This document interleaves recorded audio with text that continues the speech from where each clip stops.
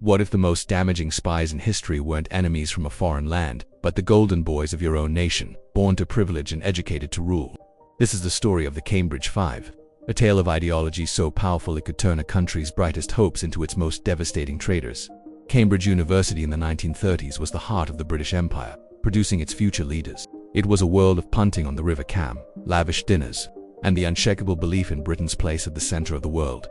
But the world outside was in turmoil. The Great Depression had shattered faith in capitalism, while fascism was on the rise across Europe. The old certainties were crumbling, and a generation was looking for answers. For a group of brilliant, idealistic, and admittedly arrogant young students, communism seemed to offer a heroic alternative. It promised a classless society, an end to poverty, and a definitive stand against the creeping threat of Hitler and Mussolini. To them, it wasn't just an idea. It was a cause worth fighting for, a moral imperative. And so, Kim Philby, Guy Burgess, Donald Maclean, Anthony Blunt, and John Cairncross were recruited by Soviet handlers.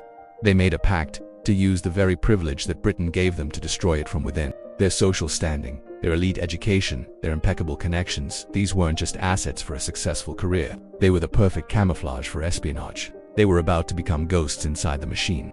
Over the next decade, the Cambridge Five executed what is arguably the most successful espionage operation in history. They weren't just spies feeding information from the outside. They were the system itself. They infiltrated the most powerful and secretive institutions of the British state. Donald Maclean rose through the ranks of the Foreign Office, with access to top-level diplomatic communications. Guy Burgess, flamboyant and chaotic, worked for the BBC, MI5, and the Foreign Office, using his social connections to gather intelligence. Anthony Blunt, the distinguished art historian, found his way into MI5, Britain's domestic security service, and later, incredibly, became the surveyor of the Queen's pictures, working within Buckingham Palace. John Cairncross, the quiet intellectual, burrowed into the Treasury, the code-breaking center at Bletchley Park, and even MI6. But the most audacious of them all was Harold Kim Philby. The irony of his position was agonizing. Kim Philby became the head of the anti-Soviet section of MI6. Let that sink in. The man in charge of catching Soviet spies was Moscow's greatest asset. He was so deeply trusted, so admired for his cool professionalism, that he was even considered a future candidate to be the head of MI6 itself. From their positions at the very heart of British intelligence and government, the Cambridge Five funneled a torrent of priceless information directly to Moscow. They were a shadow cabinet, working not for king and country, but for Stalin and the Soviet Union. The damage they caused was catastrophic, leading to geopolitical shifts and costing countless lives. One of the most brutal examples was Operation Valuable. This was a joint MI6-CIA plot to infiltrate Albania and overthrow its communist regime.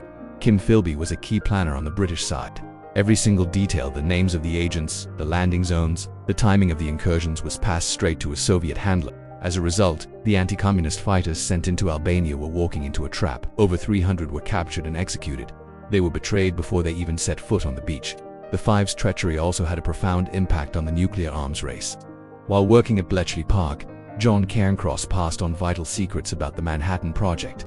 This intelligence gave the Soviets a crucial shortcut, helping them to develop their own atomic bomb years earlier than Western intelligence had predicted. When the Soviet Union detonated its first atomic device in 1949, it sent a shockwave of panic through the West. The world had suddenly become a much more dangerous place, and the Cambridge Five had helped to light the fuse.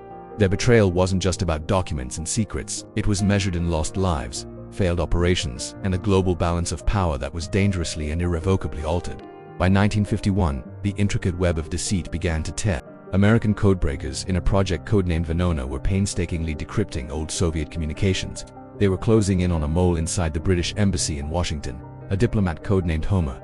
That mole was Donald Maclean. Kim Philby, positioned perfectly within the intelligence liaison between Britain and the US, learned that the net was tightening. He had to act. He dispatched the ever-unreliable Guy Burgess to London with a mission: warn Maclean. The plan was for Maclean to slip away quietly, but in a characteristic act of recklessness, Burgess decided to flee with him. Their sudden disappearance and subsequent defection to Moscow caused an explosive public scandal. The British establishment was rocked. Two of their own diplomats from good families were Soviet spies. A frantic, paranoid mole hunt began. Kim Philby was immediately the prime suspect. After all, he was the one who had recommended Burgess for his post in Washington. But the truth has a way of coming out. It took decades to unmask the entire ring, piece by painful piece. In 1963, confronted with new evidence from a Soviet defector, Philby's luck finally ran out. While working as a journalist in Beirut, a cover arranged by MI6, he slipped away and defected to Moscow, confirming the worst fears. Then, in 1979, Prime Minister Margaret Thatcher stood before Parliament and exposed the fourth man, Sir Anthony Blunt, the esteemed art advisor to the Queen. He had been secretly granted immunity years earlier in exchange for a confession, a deal that protected the royal family from immense embarrassment. The fifth man, John Cairncross, was publicly identified even later, in 1990. The full, staggering extent of the betrayal was finally laid bare. The Cambridge Five were hailed as heroes in Moscow. They were given comfortable apartments, state pensions, and decorated with Soviet medals. But their new lives were far from the utopia they had imagined. They were foreigners in a closed, oppressive society, often viewed with suspicion by the very KGB they had served. Cut off from the world they knew, many descended into alcoholism and profound disillusionment. They had betrayed one country for another, only to find their promised land was a lie, a drab and paranoid police state. Kim Philby, the most dedicated of them all, died in Moscow in 1988. A weary and defeated figure, a relic of a cause that had failed. The legacy of the Cambridge Five is a chilling and timeless story of ideology, class, and betrayal. It's a warning about the profound danger of believing you are cleverer than everyone else, that your ideals grant you the right to break all the rules. They were the golden boys of a fading empire who, in their quest to build a new world, helped create a colder, more dangerous one. Their smiling faces and old university photos are a haunting reminder that the most dangerous enemy can sometimes be the one you least expect. Thank you for watching. If you found this story as fascinating as we do, make sure to subscribe to the Origin Pulse. Like this video and hit the notification bell so you don't miss our next deep dive into history's most compelling stories. See you next time.